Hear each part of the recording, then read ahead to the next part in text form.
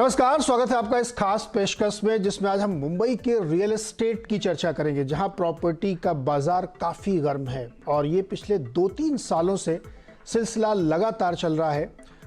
चाहे new launches के number देखिए आप, या सेल्स फिगर देखिए, रजिस्ट्रेशन के नंबर देखिए, सबसे ऐसा लगता है कि मुंबई की प्रॉपर्टी बाज़ार काफ़ी ज़बरदस्त तरीके से आउट परफॉर्म कर रहा है और भारत का सबसे महंगा बाज़ार भी है, क्योंकि यहाँ का एवरेज टिकट साइज़ देश के किसी भी शहर के टिकट साइज़ से कम हमारे ख्याल में दुगना तो होगा ही होगा।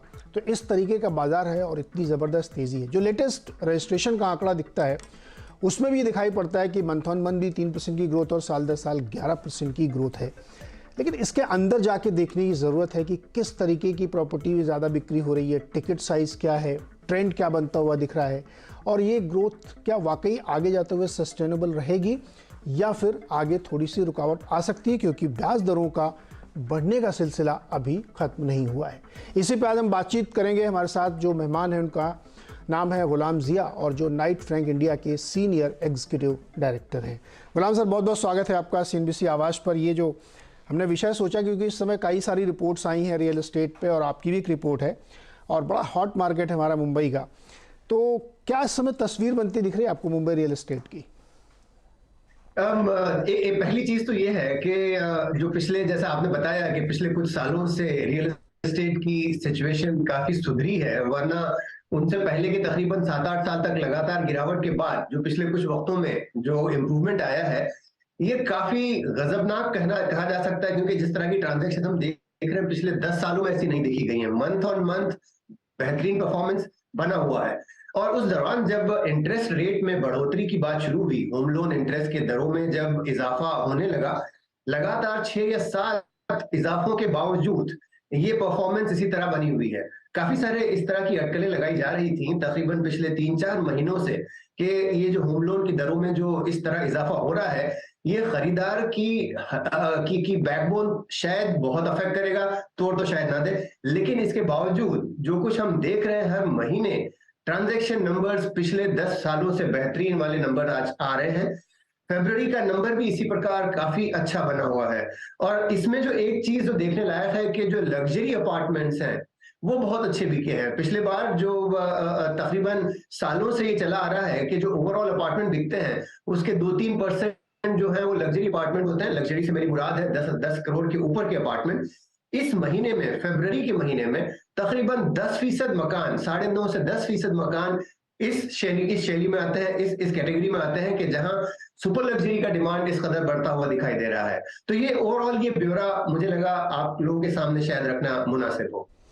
गुलाम सर, ये बताइए कि अब जो हमको नंबर सामने देखने को मिल रहे हैं उसमें अगर थोड़ी सी और अंदर डिटेल में जाएं, तो क्या जो छोटे टिकट साइज के फ्लैट्स हैं, 1 करोड़, 2 करोड़, 3 करोड़, या बहुत मॉडरेट जाऊं मैं तो 4 करोड़, इससे ज़्यादा फिर छोटे टिकट साइज कहना ठीक नहीं होगा, ये वाले फ्लैट्स क्या नंबर में कम बिक रहे हैं और महंगे वाले, जैसे आपने कहा कि 10% ज़्यादा बिकते हैं, इसलिए जो हमको कलेक्शन दिखता है वो बहुत बड़ा दिखता है फिगर में, लेकिन एक्चुअली उसके अंदर जाके देखें तो नंबर ऑफ फ्लैट्स उतने नहीं होंगे शायद?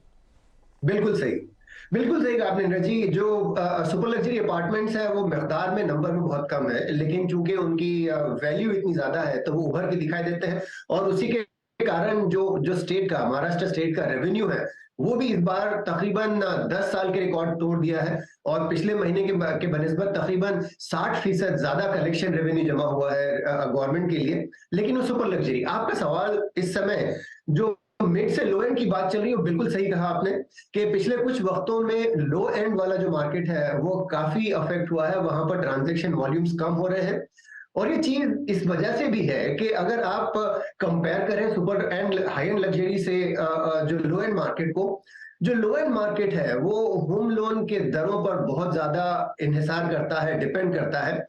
हाई एंड मार्केट, जो लोग 30-40 करोड़ के या 50 करोड़ के अपार्टमेंट खरीद रहे हैं, उनको होम लोन से इतना ज्यादा लगाव नहीं होता, क्योंकि वो अपने सेविंग से या कारोबार के आए हुए जो मुनाफे हैं उससे वो अपार्टमेंट खरीद रहे हैं।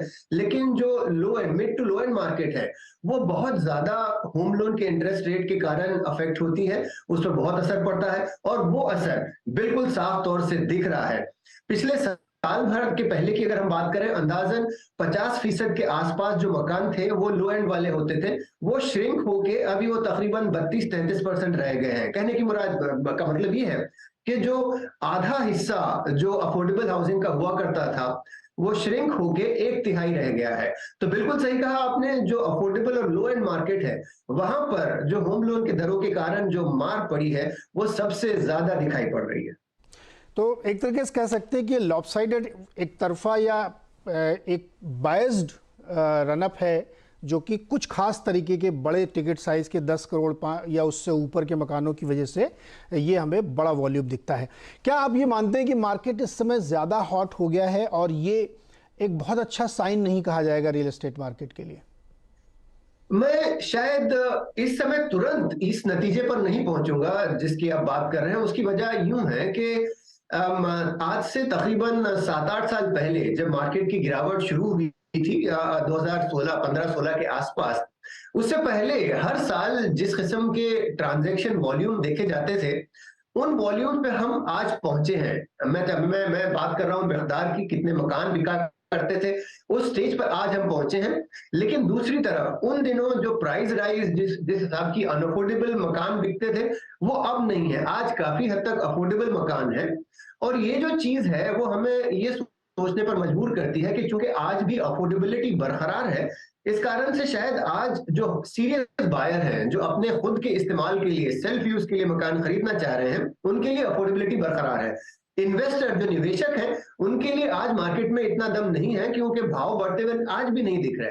तो यही एक वजह है जिसके कारण मैं आप जो कह रहे हैं उससे थोड़ा सा मैं डिफर करना चाहूंगा। मुख्तलिफ हमारा इस पर व्यू है और वो यूं कि मार्केट ज्यादा हॉट नहीं हुई है, आज भी शायद अगले साल 2 साल तक मार्केट इसी रूप में बरकरार रह पाएगी।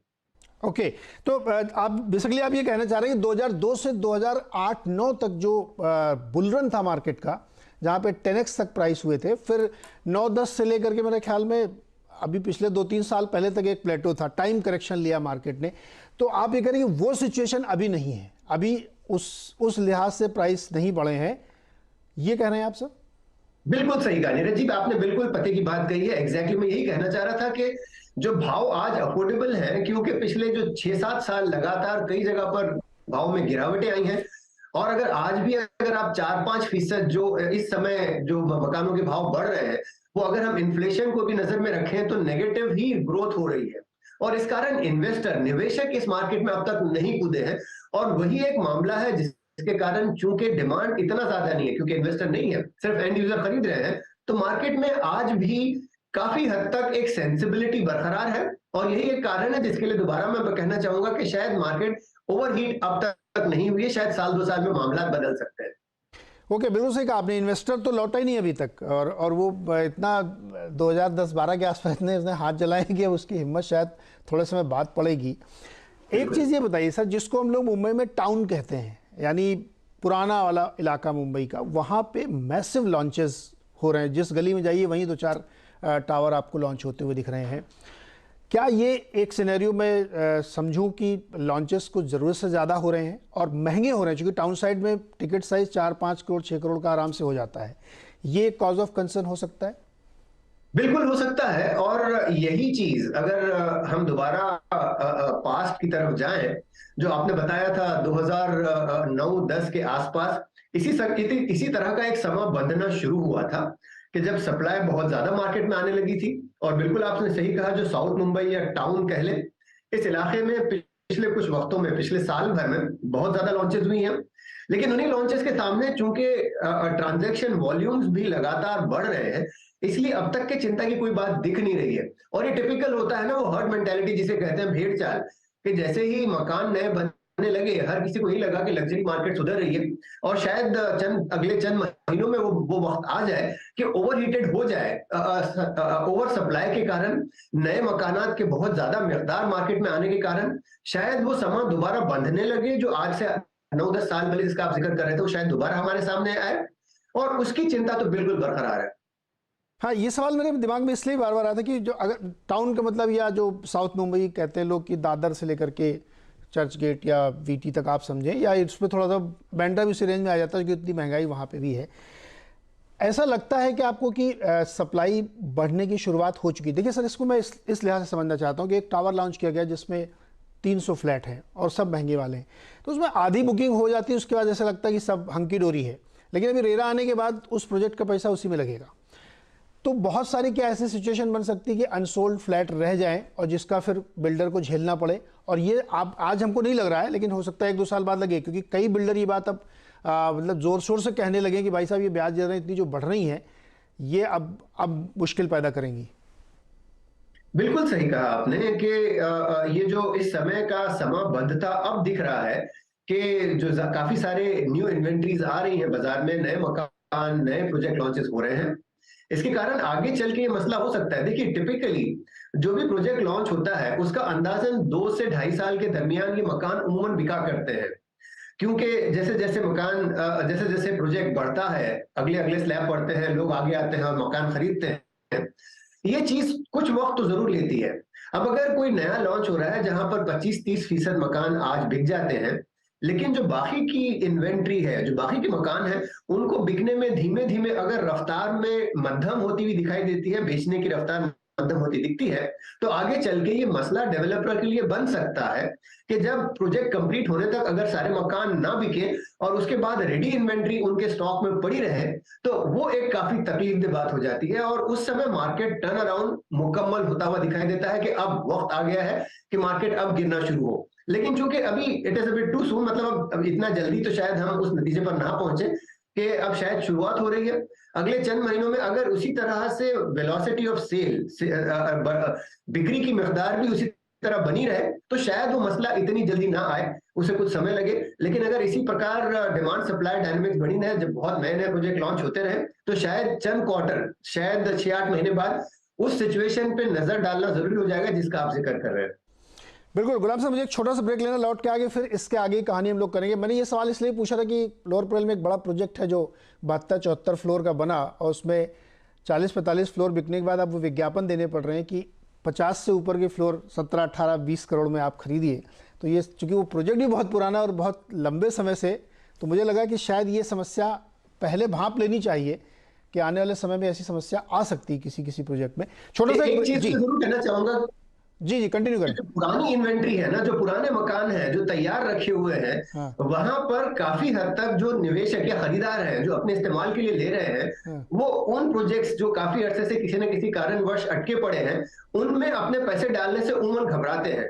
उसके बनिस्बत अगर कोई अच्छा ब्रांड, कोई अच्छा developer, reliable developer, corporate developer नया सामान तैयार कर रहा है, वहां पर बिल्कुल अच्छा माल बिकता है। लेकिन जितनी पुरानी इन्वेंट्री है जो अटकी पड़ी हुई है, बन के तैयार है, वहां पर वेलोसिटी ऑफ सेल इतनी बनती हुई नहीं दिख रही है आज भी, और ये चिंता का विषय जरूर है।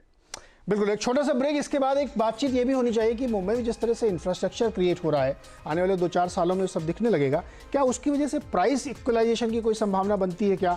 जो अभी बड़ा वेरिएशन है मुंबई में कि अगर आप टाउन सोबो साइड में जाएंगे तो बहुत महंगे हैं, सबर्ब में जाएंगे तो आधे में, तो क्या ये इक्वलाइजेशन होगा? क्योंकि इंफ्रास्ट्रक्चर के बहुत सारे प्रोजेक्ट अगले 1-2 सालों में कामयाब हो जाएंगे। छोटे से ब्रेक के बाद लौट के आते हैं। स्वागत है एक बार फिर से आपको, और आज बातचीत हो रही है मुंबई रियल एस्टेट के बारे में जो काफ़ी इस वक्त गर्म दिख रहा है, और हमको ये समझना है तो गुलाम सर से बेटर कौन हो सकता है जो बड़ी पैनी नज़र रखे हुए हैं और लंबे समय से तमाम बैक्ड बाई डेटा।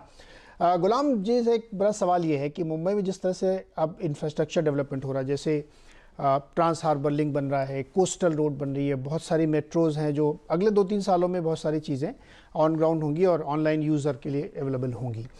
क्या ऐसे में आपको लगता है कि प्राइस में थोड़ा सा प्रेशर आएगा जो अभी बहुत ज़्यादा है और इक्वलाइज होगा? अदर आप ये कहिए कि अलग अलग इलाकों के जो बहुत अप्स एंड डाउन्स प्राइसेस हैं वो थोड़ा इक्वलाइज होते हुए दिखेंगे, इस वजह से भी बिल्डर जल्दी जल्दी बेचे ले रहे हैं कि अभी बेच लो, बाद में तो शायद प्राइस प्रेशर है, ऐसा लगता है आपको? ये जो दूसरा पहलू आपने कहा उसके मैं बाद में नजर डालूंगा, लेकिन पहली चीज, इंफ्रास्ट्रक्चर और रियल एस्टेट का जो संबंध है वो बहुत गहरा है। अगर हम इसको थोड़ा सा विस्तार में अगर इस पर डिस्कशन आप मुझे अगर इजाजत दें, तो मैं आपके सामने कुछ 2-1 केसेस रखना चाहूंगा। एक अहमदाबाद है, दूसरा हैदराबाद है। ये 2 शहर ऐसे हैं जहां पर इंफ्रास्ट्रक्चर इतना फ्यूचर के लिए तैयार हुआ कि वहां पर प्रॉपर्टी प्राइसेस कभी बढ़ ही नहीं पाए। और दूसरी तरफ अगर आप मुंबई और दिल्ली की भी तुलना कर लें, दिल्ली में पिछले तकरीबन 8-10 सालों में इतने सारे मेट्रो तैयार हुए हैं, सुपर एक्सप्रेसवेज बन रहे हैं, एक्सप्रेस हाई स्पीड रेल तैयार है मीरठ दिल्ली के दरमियान। तो ये सारी ऐसी चीजें हैं जिन्होंने दिल्ली जैसे शहर को भी एक तरह से रियल एस्टेट के प्राइसेस को उभरने से बांध रखा है। मुंबई एक वाहिद शहर है। सबसे पहले तो ज्योग्राफिकली इसके साथ मसला है कि ये एक आइलैंड सिटी है, मतलब पानी से घिरा हुआ है, तो यहाँ पर इंफ्रास्ट्रक्चर बहुत फ्रीली बनना थोड़ा कठिन है। लेकिन इसके बावजूद जो हमने पिछले कई दहाइयों से, पिछले कई सालों से इंफ्रास्ट्रक्चर को इग्नोर कर रखा है, मेरे विचार में यही एक अकेला कारण है जिसकी वजह से ये जो रियल एस्टेट प्राइसेस आज यहाँ खड़े हैं। अगर आप इसी चीज को यूं देख लें कि मुंबई में हम 1 लाख रुपए स्क्वायर फीट की प्रॉपर्टी को हाई एंड मानते हैं, वही दिल्ली चले जाइए आपको 35,000 ऊपर के ऊपर कोई रेट नहीं दिखाई देगा। बेंगलोर चले जाइए 25,000 रुपए स्क्वायर फीट के ऊपर रेट नहीं दिखाई देगा। और ऐसा नहीं है कि उन शहरों में लोग कम वेल्थ बना रहे हैं या उतनी वेल्थ नहीं बना रहे जितनी मुंबई में है। वेल्थ क्रिएशन मुंबई में भी उतनी है जितनी दिल्ली में शायद उससे ज्यादा हो, लेकिन उसके बावजूद रियल एस्टेट के दाम एक एक लेवल तक बंधे हुए हैं। मुंबई में दामों के बढ़ने का वाहिद कारण यही था कि रियल इंफ्रास्ट्रक्चर तैयार नहीं था। अब चूंकि इंफ्रास्ट्रक्चर बन रहा है और इस इंफ्रास्ट्रक्चर के बनने के कारण जो दूर दराज के इलाके हैं उसको शहर से मुकम्मल तौर पे कनेक्ट करने में जो सुविधा होगी, इसकी वजह से रियल एस्टेट के प्राइस पर असर तो बिल्कुल पड़ना है। इक्वलाइजेशन तो डेफिनेटली होना है। वही सुपर लग्जरी अपार्टमेंट अगर मैंने मान लिया, अगर मैं अलीबाग की तरफ जाता हूं जो आज राइट नाउ सुपर लग्जरी देखा जाता है, लेकिन जैसे ही ट्रांस हार्बर लिंक तैयार होगा और एक ब्रिज, करंजे ब्रिज बन रहा है, वो बन जाएगा, तो आप बाय रोड अलीबाग शायद 1.25 घंटे 1.5 घंटे में पहुंच जाएंगे। तो क्या वजह है कि आप अलीबाग में जाकर एक बेहतरीन बंगला लेके क्यों ना रहे। और वही एक चीज है जो फिर धीमे धीमे आगे चल के रियल एस्टेट के प्राइसेस पर असर जरूर डालेगी। और हमारा ये एनालिसिस कहता है कि जैसे ये सारा इंफ्रास्ट्रक्चर तैयार होगा है, इंफ्रास्ट्रक्चर के बनने के बाद रियल एस्टेट के प्राइसेस में प्रेशर तो बिल्कुल बनेगा। हो सकता है कि कई जगहों पर आप भाव दाम गिरते हुए जरूर देखेंगे। गुलाम सर, ये मतलब ये बातें कोई बताता नहीं जनरली, ये तो हम लोगों को पूछनी पड़ती है कि ये जो तस्वीर बदल रही ना, आपने बहुत अच्छे से एक्सप्लेन किया कि दिल्ली और हैदराबाद या बेंगलुरु में भी उतनी वेल्थ लोग क्रिएट कर रहे हैं। अब टेक्नोलॉजी के ज़माने में कुछ बराबर हो गया सब कुछ, तो लेकिन वहाँ पे चूंकि एक्सपैंड बहुत हुआ है और इंफ्रास्ट्रक्चर बहुत अच्छा है, तो उसकी वजह से दाम उतने बढ़े नहीं। अब मेरा एक आखिरी सवाल ये है कि क्या मुंबई के इलाके में अभी भी आपको लगता है कि कुछ जगहों पे अफोर्डेबल प्राइसेस हैं जहाँ पे एंड यूजर भी या समटाइम्स किसी इन्वेस्टर को भी मन करे तो वो देख सकता है? बिल्कुल है, और इस चीज का डायरेक्ट संबंध जो है वो फ्यूचर इंफ्रास्ट्रक्चर से है। जैसे अगर हम मान लें इलाके जैसे वसई विरार वाला इलाका हुआ, या डोंबिवली, थाने डोंबिवली के दरमियान का इलाका हुआ, या पनवेल, ये फिल वक्त आपको बहुत दूर दराज में दिखाई देते हैं क्योंकि इंफ्रास्ट्रक्चर तैयार नहीं है। पर जैसे जैसे इंफ्रास्ट्रक्चर बन रहा है, मेट्रो ऑलरेडी मीरा रोड है, एंटर करने वाली है वसई विरार में कुछ समय बाद। दूसरी तरफ डोंबिवली की तरफ भी भिवंडी मेट्रो ऑलमोस्ट रेडी होने के करीब आ रही है। तीसरी तरफ नवी मुंबई की मेट्रो भी ऑलमोस्ट रेडी है, लेकिन किसी कारणवश थोड़ा डिले हो रहा है। जैसे जैसे इंफ्रास्ट्रक्चर तैयार हो रहा है, वो सारे दूर दराज के इलाके बेहतरीन तौर से शहर के साथ बंध जाएंगे, और उस कारण वहां पर दाम आज भी कम है क्योंकि डायरेक्ट अब तक कनेक्टिविटी नहीं है। तो इन इलाकों में अफोर्डेबल हाउसिंग बहुत है। कई सारे इवन प्रधानमंत्री आवास योजना के अंतर्गत भी काफी सारे प्रोजेक्ट बनते हुए दिखाई दे रहे हैं। तो मेरा ये मानना है कि ये लोकेशंस है जहां पर अफोर्डेबल हाउसिंग के लिए जो लोग सुपर लग्जरी मुंबई की प्रॉपर्टीज नहीं झेल पा रहे हैं, बर्दाश्त नहीं कर पा रहे हैं, उनके लिए कई सारी लोकेशंस हैं जहां पर आज आप खरीद सकते हो। और अगले 2-3 साल में ये सारा समय यूं बदलेगा कि आपको अंदाजा भी नहीं होगा कि आपने जो मकान खरीदा था वो अचानक शहर के दरमियान कैसे चलाया, क्योंकि इंफ्रास्ट्रक्चर बन गया।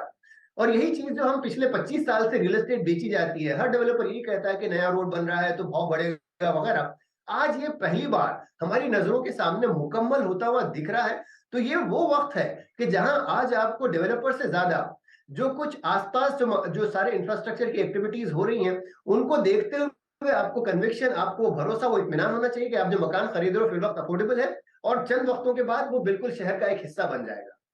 तो अब वो ये भी नहीं कहेंगे कि यहाँ पे इंफ्रास्ट्रक्चर डेवलप होगा, ऐसा भविष्य की तस्वीर बनेगी तो बहुत दाम बढ़ेंगे। अब वो कहेंगे नॉर्मल रहेंगे तो आप ले लीजिए दाम।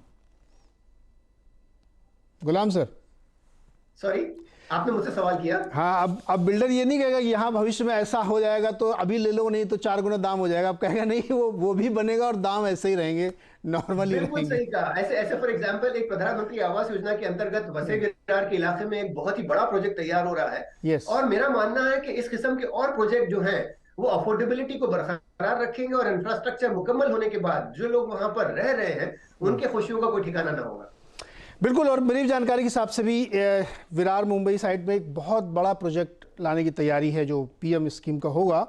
और जो ये चर्चा का मकसद ये था कि इस समय क्या प्रॉपर्टी के प्राइसेस ज़रूरत से ज़्यादा बढ़ गए हैं, उसका जवाब हमने लिया गुलाम सर से। और दूसरा ये कि जो इंफ्रास्ट्रक्चर डेवलप होगा, जो सबसे बड़ी चीज़ मुझे दिख रही होने वाली, कि प्राइस में एक इक्वलाइजेशन होगा। जो अभी आप 1 लाख स्क्वायर फीट और थोड़ा 15 किलोमीटर आगे सबर्ब में गए तो वहाँ पे 25,000 रुपये स्क्वायर, ये इतना डिफरेंस जो है ये कम होगा। तो और आपके लिए कम्यूटिंग अगर ईजी हो गई तो फिर ये फ़र्क नहीं पड़ता कि आप अंधेरी में मलाड में रहते हैं या लोअर परेल में रहते हैं। बहुत बहुत शुक्रिया गुलाम सर हमारे साथ जुड़ने के लिए और इतना एनालिसिस और एनलाइट करने के लिए हमारे दर्शकों को बहुत बहुत शुक्रिया।